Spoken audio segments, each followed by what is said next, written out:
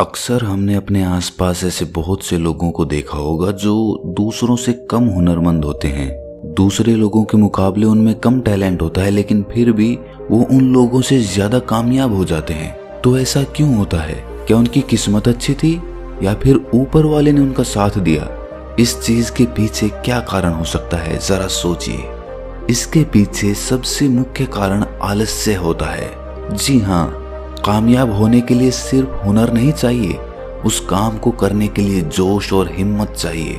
अगर आप में जोश और हिम्मत की जगह पर आलस्य है तो आप में कितना भी हुनर हो, वो हुनर किसी काम का नहीं रह जाता।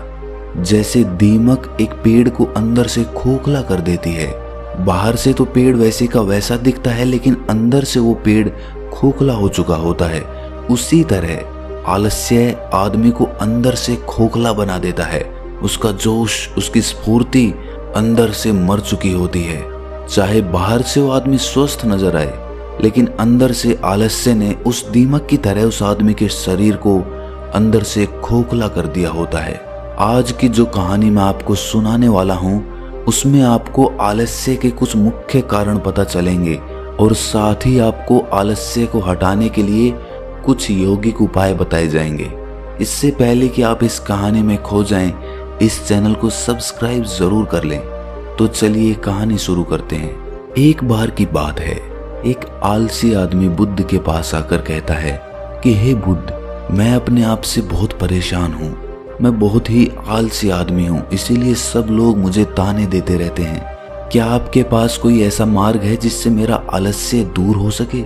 ये सुनकर बुद्ध ने कहा कि तुम्हें कैसे पता कि तुम आलसी आदमी हो? इस बात का उत्तर देते हुए वो आदमी बोला कि हे बुद्ध, सब लोग मुझसे कहते रहते हैं कि तू बहुत आलसी आदमी है, तुझसे कोई काम ठीक से नहीं होता, तू हर काम को टालता रहता है और भी ना जाने क्या क्या बातें कहते रहते हैं। यहाँ तक कि मेरे परिवार के लोग भी मुझे आलसी आदमी कहकर पुकारते हैं। ये सुनकर बुद्ध उस आदमी से पूछते हैं कि तुम्हारे पास आलसी होने का कोई प्रमाण है? क्या तुम ये सिद्ध कर सकते हो कि तुम एक आलसी आदमी हो? ये सुनकर वो आदमी कहता है कि हे बुद्ध, मैं कभी भी सुबह जल्दी नहीं उठ पाता और हर काम को टालता रहता हूँ। मुझे लगता है कि आलसी होने के लिए ये प्रमाण काफी होगा। इस आदमी की बातें सुनकर बुद्ध कहते हैं कि आलस्य को समझने के लिए हमें ये जानना होगा कि आलस्य क्या है और वो किसी आदमी के शरीर में कैसे जन्म लेता है। अगर कोई आदमी किसी काम में पूरा मन नहीं लगा पा रहा, उसमें उस काम के प्रति जोश नहीं है, उत्साह नहीं है, तो उसका कारण आलस्य होता है। आलस्य जोश और उत्साह का विपरीत होता है। इसे समझने के लिए हमें ये जानना अति आवश्यक है कि आलस्य आदमी के शरीर में दो स्तर पर जन्म लेता है, शारीरिक स्तर और मानसिक स्तर। ये कहते हुए बुद्ध ने उसे समझाना शुरू किया कि सबसे पहले शारीरिक स्तर पे आलस्य को समझते हैं। इसके बाद बुद्ध ने अपने धम्म के भिक्षुओं की तरफ इशारा करते हुए कहा कि तुम जरा गौर से इन भिक्षुओं का चलना, उठना, बैठना और लेटना देखो। इन भिक्षुओं के चलने में एक तालमेल होता है, एक लय होती है, एक आनंद होता है। और जब ये बैठने की मुद्रा में होते हैं तो इनकी रीढ़ की हड्डी सीधी होती है और गर्दन थोड़ी सी उठी हुई होती है। और वहीं पर जब ये लेटते हैं तो इनका पूरा शरीर एकदम शांत और स्थिर होता है। और वहीं जब एक आलसी आदमी चलता है तो वो एकदम झुका हुआ, थका थका और बिना आनंद के चल रहा होता है। याद रखो, 70% आलस्य हमारे उठने, बैठने, चलने और लेटने से तय होता है। अगर हम अपनी इन अवस्थाओं को समझ लेते हैं और होशपूर्वक चलने, उठने और बैठने का अभ्यास करते हैं, प्रयत्न करते हैं, तो हमारा 70% आलस्य दूर हो जाता है। शारीरिक स्तर पर आलस्य का दूसरा मुख्य कारण होता है सही नींद ना लेना। अक्सर हमें पता ही नहीं होता कि हमें कितनी देर सोना है। याद रखो, एक मानव शरीर को सीमित समय की नींद लेनी चाहिए। अगर वो सीमित समय से ज्यादा नींद लेता है तो भी वो आलस्य का शिकार होगा, और अगर वो सीमित समय से कम नींद लेता है तो वो आलस्य का शिकार होता ही है। ये सुनकर वो आदमी बोला कि हे बुद्ध, एक मानव शरीर को कितनी नींद लेनी चाहिए? इसका उत्तर देते हुए बुद्ध ने कहा कि एक मानव शरीर को 6 से 8 घंटे की नींद लेनी चाहिए। अगर आपका शरीर ज्यादा थका हुआ नहीं है तो 6 घंटे की नींद, अगर ज्यादा थका हुआ है तो 8 घंटे की नींद। इसी के साथ ये भी ख्याल में रखना चाहिए कि सोने के लिए रात का समय निर्धारित किया गया है। कुछ लोग दिन में ही सो जाते हैं, जिसकी वजह से धीरे धीरे आलस्य उनके अंगों में समाने लगता है। शारीरिक स्तर पे आलस्य का तीसरा मुख्य कारण है सुबह जल्दी ना उठ पाना। पूरी प्रकृति, यहाँ तक कि पेड़ पौधे और पक्षी भी सुबह सूर्य उदय होने से पहले जाग जाते हैं। ये हम पक्षियों को देखकर भी समझ सकते हैं कि प्रकृति ने मनुष्य के जागने का कौन सा समय निर्धारित कर रखा है। अगर हम सुबह जल्दी उठते हैं, सूर्य उदय होने से पहले उठते हैं, तो हमारे शरीर में एक स्फूर्ति होगी, एक ताजगी होगी और हम हर काम में अपना मन लगा पाएंगे। ये सुनकर वो आलसी आदमी बोला कि हे बुद्ध, लेकिन मेरा काम ऐसा है जो मैं रात में कर पाता हूँ। इसी वजह से मैं रात में सही समय पर नहीं सो पाता और सुबह जल्दी नहीं उठ पाता। तो जिन लोगों का काम रात में होता है वो सुबह कैसे जल्दी उठ पाएंगे? ये सुनकर बुद्ध कुछ सोच विचार करते हैं और उसके बाद कहना शुरू करते हैं कि जिन लोगों का काम रात में होता है उन्हें अपना काम पूरा मन लगाकर करना चाहिए, और यदि ऐसे लोग रात में काम करके दिन में भी सोते हैं और सीमित समय की नींद लेते हैं तो वे भी आलस्य से बच सकते हैं। लेकिन रात में जितनी गहरी नींद आती है उतनी गहरी नींद दिन में नहीं आ पाती, क्योंकि दिन में शोर शराबा ज्यादा होता है जिससे आदमी गहरी निद्रा में नहीं जा पाता। इसीलिए जो आदमी दिन में सोता है उसे कुछ ऐसी व्यवस्था करनी चाहिए जिससे बाहर का शोर शराबा उसकी नींद में बाधा ना बन सके।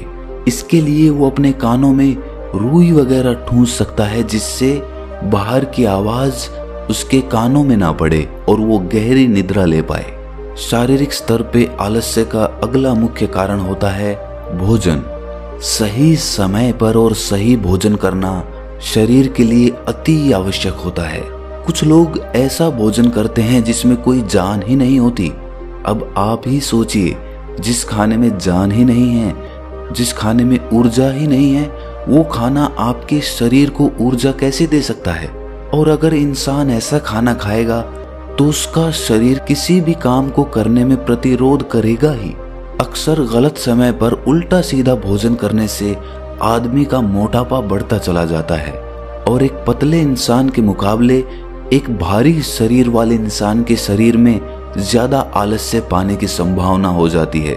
इसीलिए ऐसा भोजन करो जो प्रकृति से सीधा प्राप्त हो रहा हो, जिसमें कुछ ऊर्जा हो। ये सुनकर उस आदमी ने कहा कि हे बुद्ध, शारीरिक स्तर पे तो आलस्य को मैं समझ गया हूँ, लेकिन मानसिक स्तर पे आलस्य क्या होता है? इसका उत्तर देते हुए बुद्ध कहते हैं कि इंसान को अपने जीवन में बहुत सारी नाकामयाबी मिलती है। जब वो नाकामयाब होता है, किसी काम को पूरा नहीं कर पाता, तो उसका जोश और उत्साह अगले काम को करने के लिए ठंडा पड़ता जाता है। जब भी वो किसी नए काम को शुरू करता है तो उसका पिछला काम उसके मन को प्रभावित करता रहता है। इसीलिए वो नए काम को पूरे जोश और उत्साह के साथ और पूरा मन लगाकर नहीं कर पाता, और यही आलस्य का कारण बन जाता है, जिसकी वजह से वो नया काम भी पूरा नहीं हो पाता, क्योंकि उसमें उसका पूरा मन और पूरा जोश नहीं लगा होता है। इसके लिए हमें ये समझना जरूरी होता है कि जो पिछला काम हमारा पूरा नहीं हो पाया, उससे भी हमें बहुत कुछ सीखने को मिला है। उससे हमें एक अनुभव मिला है जो हम अपने नए काम में लगा सकते हैं। तो पिछले काम के प्रति नकारात्मक नजरिया रखने की बजाय सकारात्मक नजरिया रखेंगे तो आलस्य हमारे मन में नहीं आएगा। मानसिक स्तर पे आलस्य का दूसरा मुख्य कारण होता है लक्ष्य का स्पष्ट ना होना। ये कहकर बुद्ध उस आलसी आदमी से सवाल करते हैं कि मान लो यदि तुम किसी जंगल में फंस गए हो और तुम्हारे पास खाने पीने के लिए कुछ भी नहीं है, तो तुम क्या करोगे? वो आदमी कहता है कि हे बुद्ध, मैं जिंदा रहने के लिए उस जंगल में खाने पीने का सामान ढूंढूंगा। ये सुनकर बुद्ध कहते हैं कि अगर तुम्हें फिर भी खाने पीने का सामान नहीं मिलता तो? इसका जवाब देते हुए वो आदमी कहता है कि हे बुद्ध, तो मैं किसी भी तरह, किसी भी कीमत पर उस जंगल से बाहर निकलने का पूरा पूरा प्रयास करूंगा। ये सुनकर बुद्ध कहते हैं कि चूंकि वहां पर तुम्हारा लक्ष्य स्पष्ट है, इसीलिए तुम्हारे शरीर में कोई आलस्य नहीं आएगा। उस समय तुम्हें पता होता है कि तुम्हारे शरीर के लिए अभी सबसे ज्यादा जरूरी खाना पीना ढूंढना है। अगर तुम नहीं ढूंढोगे तो तुम मर जाओगे। और जब तुम्हारा लक्ष्य स्पष्ट होता है तो आलस्य तुम्हारे मन में आ ही नहीं सकता। लेकिन हमारे दैनिक जीवन में हमारा लक्ष्य स्पष्ट नहीं होता है, जिसकी वजह से हमारे मन की ऊर्जा इधर उधर बिखरती रहती है। अगर हमारा लक्ष्य स्पष्ट होगा तो कोई आलस्य, कोई ताकत हमें हमारा लक्ष्य प्राप्त करने से नहीं रोक सकती। और इसी तरह अगर किसी काम को करने की हमारे पास कोई ठोस वजह नहीं होती तो भी हम उस काम को टालते रहते हैं। उस काम को करने का हमारा मन ही नहीं करता, क्योंकि हमारे मन में ये बात समाई होती है कि इस काम को करके कुछ फायदा तो होगा नहीं। इसीलिए किसी काम को करने के लिए उसकी ठोस वजह जानना बहुत जरूरी होता है। बहुत सारे लोग व्यायाम करने की अहमियत नहीं समझते हैं, क्योंकि वो इसकी वजह नहीं देख पा रहे हैं। वो सोचते हैं कि व्यायाम करने से क्या फायदा। लेकिन जो आदमी दूरदर्शिता रखता है, जो ये देख पाता है कि अगर मैं आज व्यायाम नहीं करूंगा तो भविष्य में मेरा शरीर कितने रोगों से ग्रस्त हो सकता है, तो ऐसे आदमी के पास स्पष्ट लक्ष्य भी होता है और ठोस वजह भी होती है, और इसीलिए वो लोग व्यायाम भी करते रहते हैं। मानसिक स्तर पर आलस्य का अगला मुख्य कारण होता है आलसी लोगों का साथ। अक्सर कुछ लोग आलसी नहीं होते, लेकिन उनके आसपास के लोग आलसी होते हैं। अगर आपकी संगति में आलसी लोग भरे हुए हैं तो आप भी उनकी तरह हो जाएंगे। आपका भी मन काम करने से भागने लगेगा।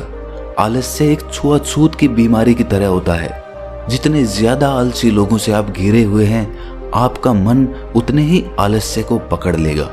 मानसिक स्तर पर आलस्य का अगला मुख्य कारण है किसी भी काम को टालते रहना। कुछ लोगों की आदत होती है काम को टालते रहना। आज का काम कल पर, कल का काम परसों पर।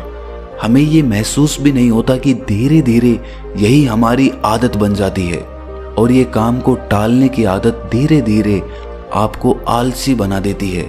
इसीलिए किसी भी काम को कल पर मत टालो। और सबसे आखिर में बुद्ध ने कहा कि किसी भी काम को करने के लिए आपके पास उम्मीद होनी चाहिए, उत्साह और जोश होना चाहिए। हर काम को नया काम समझ के करना चाहिए। इसके बाद बुद्ध ने उस आलसी आदमी से कहा कि याद रखना, अगर तुम्हारे पास कोई स्पष्ट लक्ष्य है और उसे करने के लिए तुम्हारे पास कोई ठोस वजह भी है, तो दुनिया की कोई ताकत तुम्हें वो काम करने से नहीं रोक सकती। दोस्तों, जीवन में अगर कुछ हासिल करना है तो हमारे पास सिर्फ आज का ही समय है। ये मत सोचो कि कल आएगा। ये मानकर चलो कि हमें जीने के लिए सिर्फ ये 24 घंटे मिले हैं। इन 24 घंटों में मरने से पहले मैं क्या कर सकता हूँ, ये समझ लीजिए कि एक एक सेकंड मिलकर एक मिनट बनता है, और एक एक मिनट मिलकर एक घंटा बनता है, और घंटे दर घंटे एक पूरा दिन बनता है। तो हमारे लिए सबसे ज्यादा जरूरी वो सेकंड है जिनसे पूरा दिन बना हुआ है। इसीलिए अपनी किसी भी सेकंड को बर्बाद मत करो, क्योंकि एक बार जो घड़ी बीत गई वो वापस लौट कर कभी नहीं आती।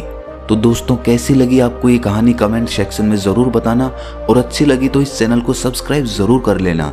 तो मिलते हैं अगली कहानी में, तब तक के लिए अपना ख्याल रखें।